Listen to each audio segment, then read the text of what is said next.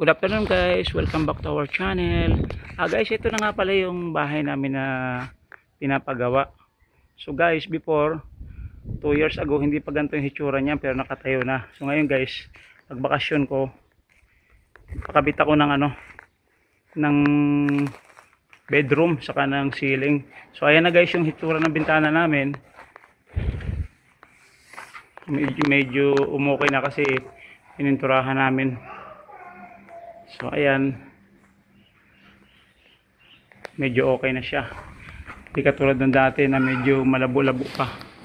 So ayan na guys, ito na yung loob niya guys. So ayan, yung na yun guys, yung style na pinagawa kong kasama, ayun yung tinatawag na cove light.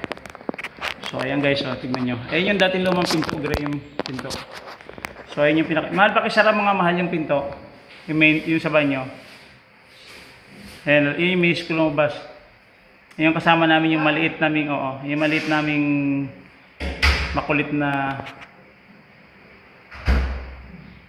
apo. Ayan, yung loob niya guys. Pasok tayo sa loob guys. Eto. So pansamantala guys, dito namin dinamp yung mga sobra-sobra naming materyales saka yung mga pinagkatingan. So gumamit kami dito guys ng Sierra board, kasi dito guys sa Tanawan o sa Pilipinas daw phase out na rin yung Hardiplex. So ginamit namin Sierra board. So yun yung brand na pangalan niya, pero halos similar lang siya eh. Puti nga lang to ang kasi Hardiplex, itim siya, puti. Ayan. So meron din tayong yerong natira. So guys, ito yung bintana sa kabila. Tapos ito naman yung isa. So total guys, meron siyang isa sa front, sa side, another side, pangatlo, apat na bintana. So pasok tayo guys. Ito guys, sa amin pa to natitira na to. Ito. So ito guys, ito yung pinakamuho namin.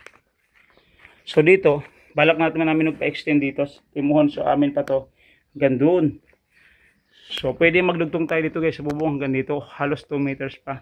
So ito guys, ito na yung dirty kitchen. Siguro papasira ko tong lababo na to kasi hindi maganda, papaatras ko. So ayan, pasensya na kayo guys, medyo makalat pa kasi nga alam niyo naman na pag under construction ng bahay, ganyan talaga. So ito guys, yung pinakakabit kong door, mahogany siya guys. So ganyan lang yung kulay kasi ganyan yung gusto ko, saka yung design niya. Kasi guys, kung medyo maganda yung design at depende sa laki ng pinto, iba-iba ng price. Pag medyo malaki at medyo maganda design, maganda-ganda yung presyo. Pero sa akin okay na to. So ayan guys, pasok tayo sa loob guys. So ayan guys, so yan na yung itsura niya. Kung titignan mo, napakalinis na niya. Yan guys. So ayan guys, kompleto na yan. Meron na yung pin light. So total guys, sa gilid meron siyang siyam na pin light. Ayan, nakakabit na yan guys. Ilaw na lang, tinry na namin kanina yan, kaya lang wala pa kami permanenteng ilaw, nakikabit lang muna kami. So yan yung cove light guys. So pag umilaw yan, ang ganda nyan. So ayan yung bintana guys, medyo maganda-ganda na rin kasi nilinis ko yan guys.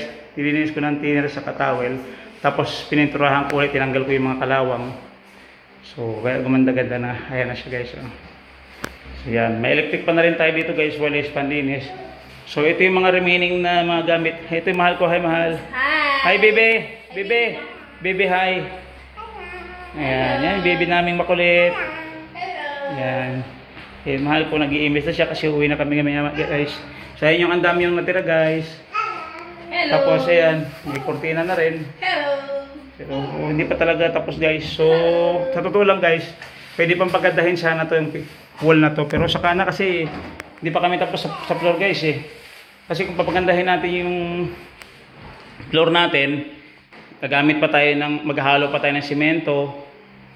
Tapos papagandahin na natin yung wall natin, madudumihan din siya. So saka na natin siguro pakintabin yung wall natin pag natapos na yung floor natin. Siguro sa susunod na bakasyon, ito naman ang pupukusan natin, yung wall, floor, ilaw, saka tubig. Siguro this year, loobin ng Diyos, makabitan na ng ilaw at tubig to. Bahala na yung mahal ko dyan, bahala na yung asawa ko dyan. So ito guys, okay na to. Ito ang papakabitan namin ng ng tiles, itong floor ng bedroom, saka dito. Yung kubeta guys, okay na rin.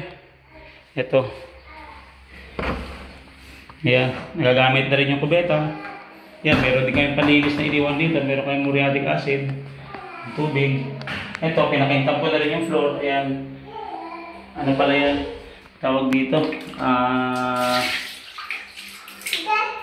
copper. Yung ano ba, tanso.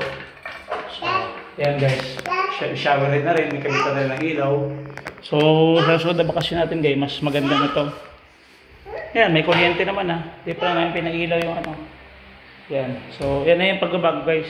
Kasusunod natin vlogs guys, papailawan natin ng ano yan. Papailawin natin lahat ng ano, yung tawag dito. Yung split light na yan.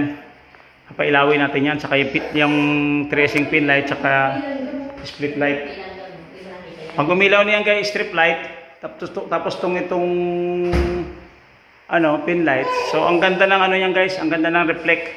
Pag may tiles na yung floor. Sa ngayon kasi wala pang tiles guys O yan Pero may pintura siya. Ano yung epoxy. Para maiwasan yung bitak-bitak. Yan.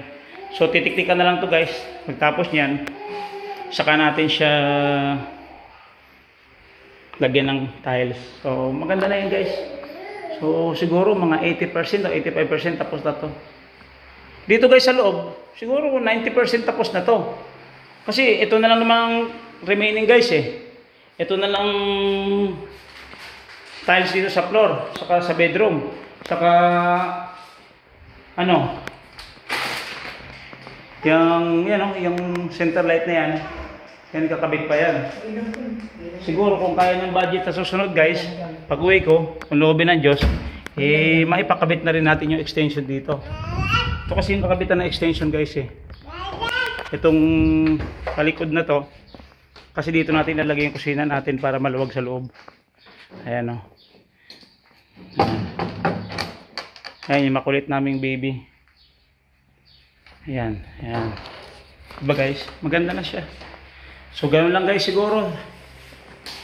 Unti-unti lang sa pagpagawa kasi guys, alam niyo naman mahal ang labor sa materyales. So hindi natin kayang biglain to. So unti-unti lang hanggang sa matapos. So siguro susunod na bakasyon natin tapos na to. So alam niyo guys, dito ang dami pa mga bahay na ginagawa dito guys. Tignan niyo. Hili-hilere, napakadaming bahay niyan. Ang dami niyan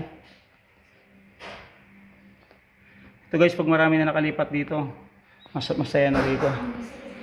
Kaya siguro guys, sa susunod na vlog natin, hindi na ganitong hitsura na ang bahay na to, mas maganda. So ito guys, sinabi ko sa misis ko, kailangan dalawin niya buwan-buwan para ma-maintain lang yung linis. Kasi guys, pag napabayaan mo yung bahay, hindi naman nalinis, yun ang cause na madaling masira. So sige guys, hanggang dito na lang. I hope you enjoyed this video. Thank you for watching. Bye bye.